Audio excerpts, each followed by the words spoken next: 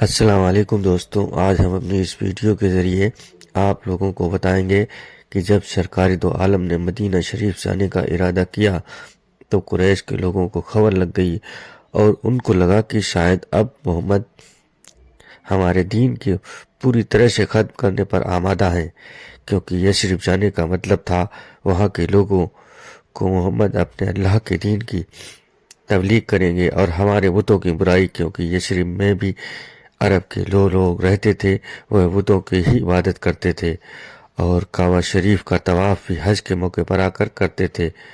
تو اگر یثرب میں محمد نے اپنے دین کی تبلیغ کا کام شروع کر دیا تو مکہ کے لوگوں کو لگا کہ ہمارا دین ختم ہونے کی کگار پر آ جائے گا، اس لیے انہوں نے سرکار دو عالم کو قتل کرنے کی سازش رچی، جس کی جانکاری ہم اپنی پچھلی ویڈیو میں دے چکے ہیں، اور ہم یہ بھی بتا چکے ہیں کہ جب وادی عقبہ میں یثرب کے لوگوں نے اکٹھا ہو کر سرکار دو عالم سے بیعت لی، سرکار دو عالم کے دست مبارک پر بیعت کر لی اور یثرب میں آپ سرکار دو عالم کی حفاظت کی ذمہ داری بھی لی، جس کو قریش کے لوگوں نے قطعی منظور نہیں کیا، اور قریش بالکل نہیں چاہتے تھے کہ آپ سرکار دو عالم مدینہ سے جائیں، اس لیے انہوں نے آپ سرکار دو عالم کو ختم کرنے یعنی قتل کرنے کی سازش کا ایک پلان تیار کیا، جس کی تیاری دارالندوہ میں قریش کے 40 قبیلوں کے سرداروں نے مل کر کی، جس کی جانکاری ہم اپنی پچھلی ویڈیو میں دے چکے ہیں۔ یہاں ہم آگے کی تاریخ پر روشنی ڈالیں گے جب سرکار دو عالم نے حضرت علی رضی اللہ تعالی عنہ کو اپنے بستر پر سونے کا حکم فرمایا اور کہا کہ آپ یہیں رکیں اور امانتیں جو ہمارے پاس ہیں وہ ان تک جن کی ہیں ان تک پہنچا کر واپس یثرب چلے آئیں، کیونکہ آپ کو یہاں کوئی خطرہ نہیں ہے۔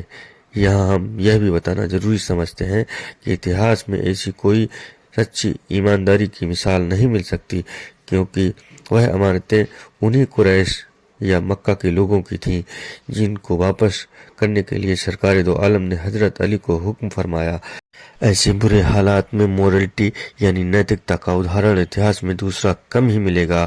ہاں، جھوٹی کہانی قصوں میں اچ کوٹ کے آدرش دیکھنے میں آتے ہیں، کیول وہ سب جھوٹے ہوتے ہیں جن کا کوئی سچائی سے سمبند نہیں ہوتا۔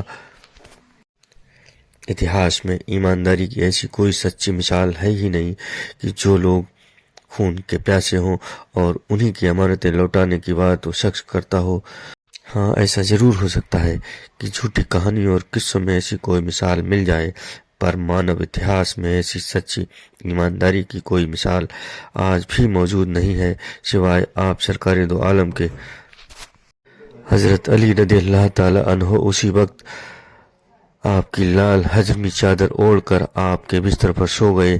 حضرت علی کو معلوم تھا کہ آج کی رات آپ کے بستر پر سونے کے کیا پرینام ہو سکتے ہیں، لیکن آپ تو اس گھرانے سے سمبند رکھتے تھے جو شروع سے ہی سرکار دو عالم کی حفاظت کرتا آیا تھا۔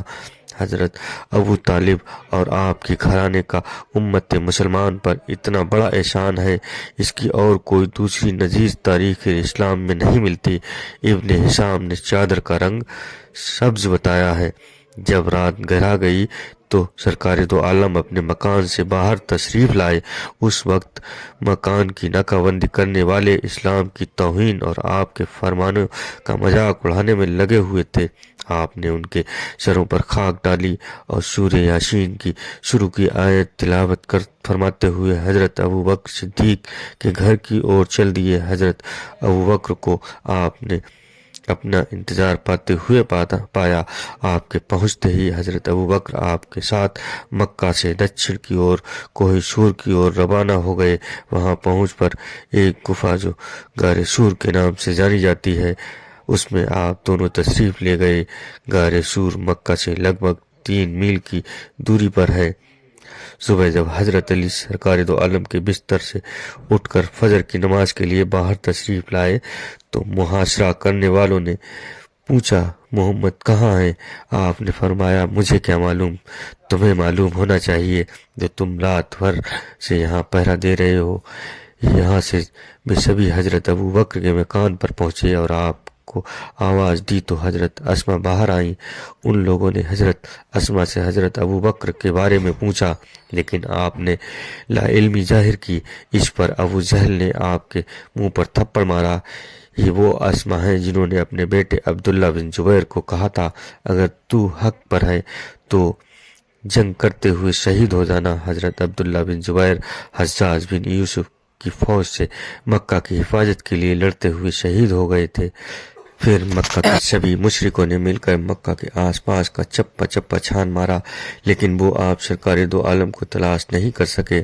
انہوں نے یہ عام اعلان کر دیا کہ جو بھی سرکار دو عالم محمد مصطفیٰ صلی اللہ تعالی علیہ وسلم کو زندہ یا شہید کر کے ہمارے پاس لائے گا، اسے 100 اونٹ انعام میں دیے جائیں گے۔ یہ خبر سنتے ہی لوگ اب کو مکہ کے آس پاس تلاش کرنے لگے۔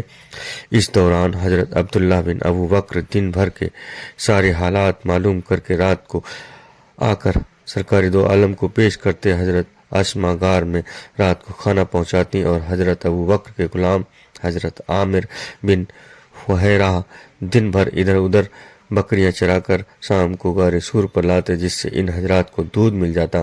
صبح بکریوں کا ریوڑ غار کے پاس لے کر جاتے، جس سے حضرت عبداللہ بن ابو بکر اور حضرت اسما کے پاؤں کے نشان مٹ جاتے۔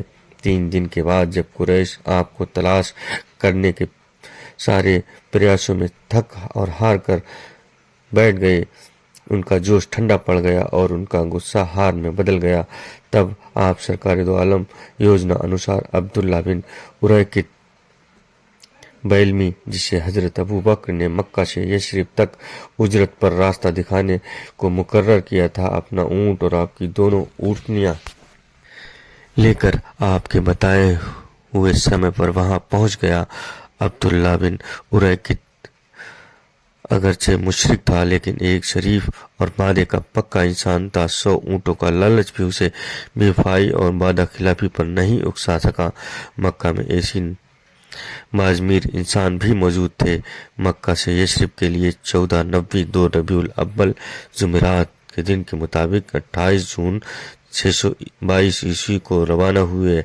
ابن اسحاق کا کہنا ہے کہ 1 ربیع الاول کو آپ سرکار دو عالم حضرت ابو بکر نے غار سور میں قیام فرمایا۔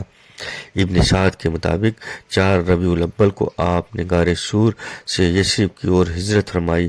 دوسری روایت کے مطابق 1490 1 ربیع الاول دن جمعرات کو قریش نے سرکار دو عالم کے گھر کا محاصرہ کیا۔ صبح سے کچھ پہلے 2 تاریخ یوم جمعہ کو آپ غار سور میں قیام فرما ہوئے۔ سوموار کی رات کے پہلے پہر یثرب کے لیے آپ سرکار دو عالم روانہ ہوئے۔ ہجرت کے سمے آپ کی عمر مبارک 53 سال تھی۔ حضرت ابن عباس فرماتے ہیں کہ سرکار دو عالم کی ولادت سوموار کو ہوئی۔ سوموار کے ہی دن آپ نے نبوت کا اعلان فرمایا۔